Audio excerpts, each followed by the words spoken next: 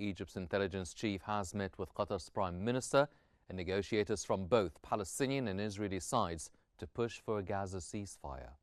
The meetings focused on overcoming obstacles to reach an agreement, with Egypt and Qatar stressing the urgent need to stop hostilities, deliver aid and release detainees. Mediators from Egypt, Qatar and the US are stepping up efforts to advance negotiations and restore calm in the region.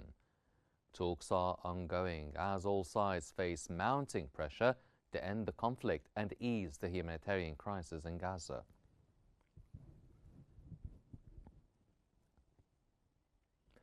Dozens of premature infants at a Shifa hospital in northern Gaza face life-threatening danger as critical fuel and electricity shortages cause vital medical equipment to fail. With ventilators and incubators shutting down, the baby's survival depends on constant power and oxygen, now unavailable.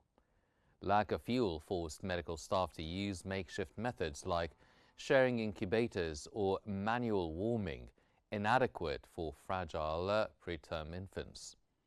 The Gaza Health Ministry warns the fuel blockade is crippling healthcare, turning hospitals into silent graveyards. Families plead for urgent fuel supplies to save vulnerable newborns before more lives are lost.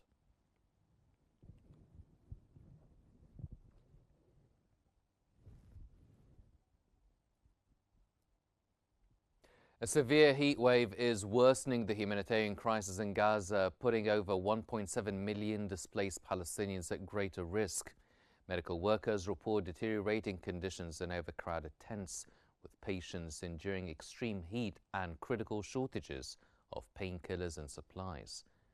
Wounded residents describe unbearable pain and an impossible recovery environment. Many struggle without fans or proper shelter, as doctors warn burn injuries and chronic conditions demand care that the strained health system can no longer provide.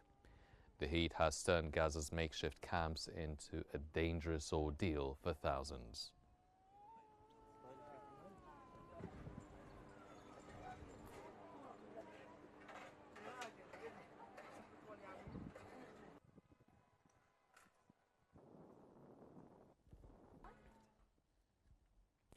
Israeli media report that the Israeli occupation military faces a new disaster amid fierce fighting in eastern Gaza City. A severe security incident resulted in multiple casualties, including 2 soldiers killed by an anti-tank missile and dozens wounded. Israeli occupation forces intensified artillery shelling and deployed smoke bombs in neighborhoods like At-Tufah and Jabalia to secure an aerial evacuation by helicopters. Following the evacuation, Israeli gunships attacked civilian homes in eastern Jabalia, causing widespread panic among residents. Several injured soldiers were transferred to Tel Hashomer Military Hospital in Israel.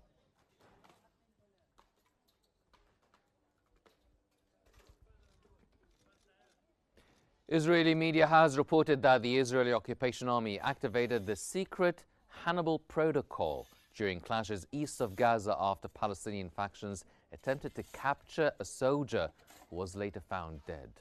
This protocol permits the army to strike locations of captured soldiers, even at the risk of killing them, to prevent their capture. The army evacuated soldiers from Gaza to an Israeli occupation military hospital amid intense fighting that left 1 Israeli soldier dead and 3 seriously wounded, reflecting escalating violence in the region.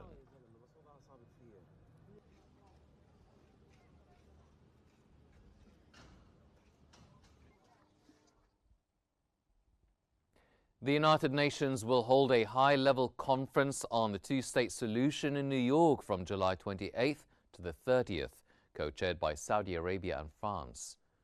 Originally scheduled for mid-June, the event was postponed due to Middle East tensions. Palestinian Deputy Foreign Minister Omar Awadullah confirmed that invitations are being distributed. The conference aims to establish practical foundations for implementing the two-state solution and securing international recognition of Palestine as a sovereign state, marking a critical step towards lasting peace.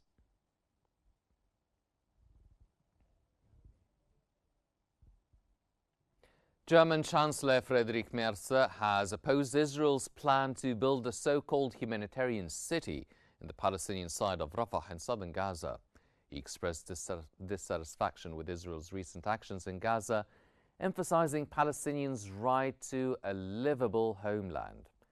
Merz condemned the current situation in Gaza as unacceptable and voiced hope for a two-state solution to the Palestinian cause, advocating cooperation with the U.S. administration to achieve lasting peace.